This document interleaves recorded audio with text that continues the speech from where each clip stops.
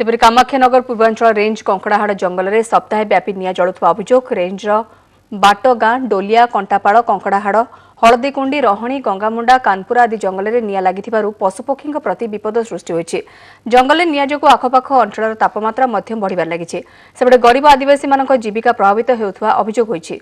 One विभाग निया को आयत्त करने सेभली किछि विशेष पदक्षेप नेउनथिबा अभियोग हेउछि। एने वन विभाग प्रतिक्रिया मिल पारे नाही।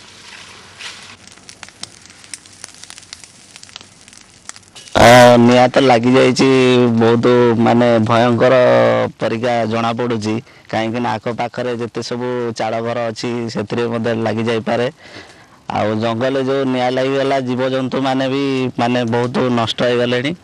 जंगल कथा कहीं बुझुना निया लिभेवा लोक भी कहीं आसुना आम घर तो पाखरे काले केमती घर पाखे निया लगी लुगा जीव आम बहुत चेष्टा करुचु लिभेवा भी हेले भी कौन करूँ झाड़पत्र भी ना आ दांतकाठी भी ना आदिवासी लोक मैंने जोड़ा बिकी कर चलुले भी ए वर्ष पाइबे।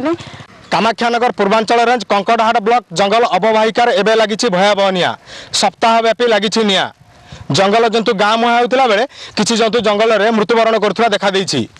आदिवासी माने सेमानकर जीविका हराई ना दांतकाठी पाइबे ना शालपत्र पाइबे। वन विभाग जानी न जानिलार अभिनय करुछि।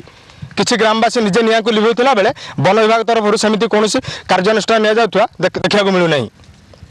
ए संक्रांत रे कामाख्यानगर रेंजर को जोगाजोग कर जायथिले मध्य से कोनोसी प्रतिक्रिया देइ नथिले। कामाख्यानगर राकेश देवरी ओटीवी।